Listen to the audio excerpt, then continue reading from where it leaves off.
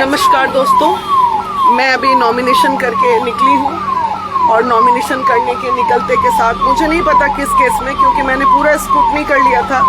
कहीं मेरा कोई केस ऐसा नहीं था जिसमें मेरा वारंट इशू है और अरेस्टिंग है, और प्रशासन ने मुझे अरेस्ट कर लिया है।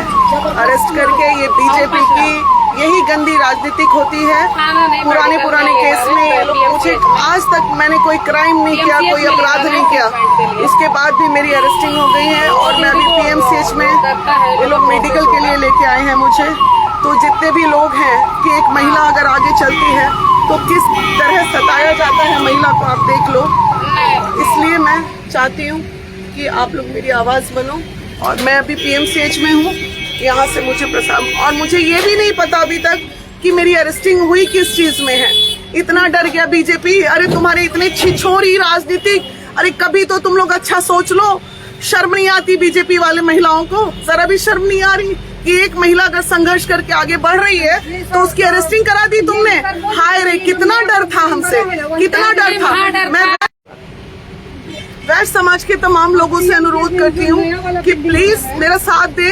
देखिए, आपकी वैश्य की बेटी जो आगे निकल रही थी मैदान में, उसको अरेस्टिंग कर दिया गया है नॉमिनेशन के बाद, और अरेस्ट करके ये लोग गांधी मैदान थाना, अभी मेडिकल, कुछ मेरी त्रुटियां थी नॉमिनेशन में, मुझे टाइम भी नहीं दिए और करेक्शन करने के लिए, मतलब किसी तरह मेरे नॉमिनेशन को रद्द कराने के लिए। अरे तुम डर गए, तुम मेरी अरेस्टिंग करा लिए, इसी में मेरी जीत है भाई, इसी में मेरी जीती है। महिला है, महिला क्या बात, सारी नारी एक हो जाओ, सारी नारी एक हो जाओ, पूरे देश की नारियां एक हो जाओ। मैं तुम लोगों के लिए आवाज उठाई हूँ, और देखो तुम्हारी बहन को पुलिस, अरे तुमने हमें अरेस्ट कर लिया, इसी से पता चल गया बीजेपी तुम हार गए। थू तुम्हारी राजनीतिक पे, थू आधी आबादी बात करने वाले। मुझे लगता था कि मतलब इतना टफ नहीं होगा बिहार की राजनीति, लेकिन आज देख के पता चला। हम लोग रांची से आए थे, रांची में, झारखंड में इतना टफ नहीं है जितना यहाँ। इतनी गंदी शरीर, पहले चरित्रवार करते हो, चरित्रवार को जब कोई महिला पार करके उसके आगे निकलती है तो उसके बाद अरेस्टिंग करते हो। कर लो भाई, कर लो, हम तो बने ही हैं इतिहास रचने के लिए, अब तो इतिहास रच के रहेंगे। चलो, ये भी दिन देखने थे। जय हिंद, जय हिंद, जय बिहार, नारी शक्ति जिंदाबाद, नारी शक्ति जिंदाबाद। कविता, हाँ बेटा, दिखाते रहो। मम्मी का में लाइव चल रहा है। नहीं, मम्मी लाइव वीडियो बना रही है।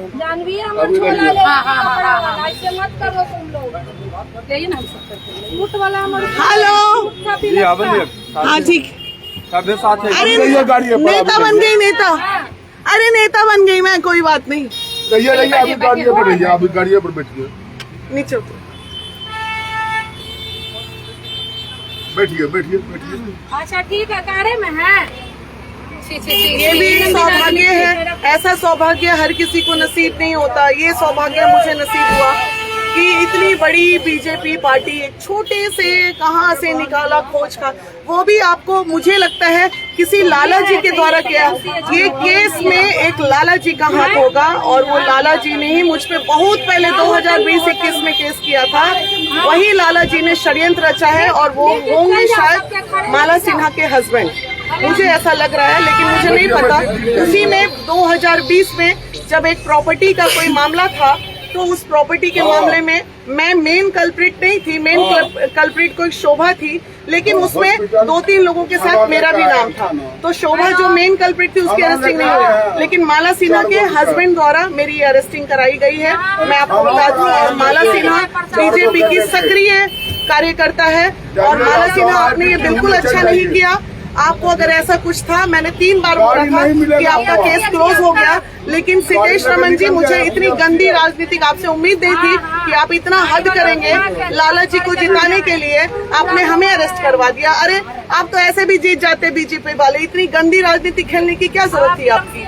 कोई बात नहीं, अच्छा किया। दुश्मनी अगर बढ़ेगी, मैं श्योर नहीं हूँ किस केस में अरेस्टिंग हुई, लेकिन बहुत पहले मुझे याद आ रहा है एक केस ऐसा हुआ था मेरे पे, प्रॉपर्टी का कोई जमीन उमीन का कोई विवाद था। 2019 में ये केस हुआ था। 19 के बाद 7 साल बाद इस केस में, जबकि ऑनलाइन ये केस डिस्पोज दिख रहा है, उस केस में मेरा नाम भी नहीं है, फिर भी इन लोगों ने अरेस्ट कर लिया नॉमिनेशन के बाद मुझे, और अभी पीएमसीएच लेके आए हैं मेरे मेडिकल के लिए।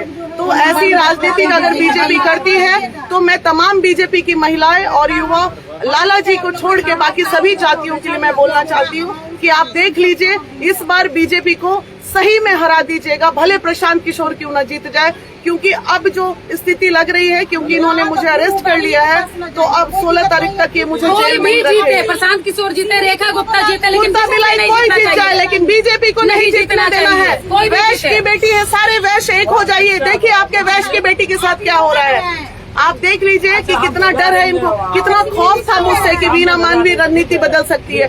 इसका मतलब सबसे बड़ी राजनीतिज्ञ मैं हूँ आज की डेट में। आप लोग मुझसे डर गए ना, तो इसका मतलब मैं हूँ, इसलिए आप डर गए। कोई बात नहीं, तब तक के लिए जय हिंद। मानवी को हरा है, लेकिन यहाँ 100 वीणा मानवी खड़ा हुई है। सुन लीजिए, नारी शक्ति को हरा नहीं सकते।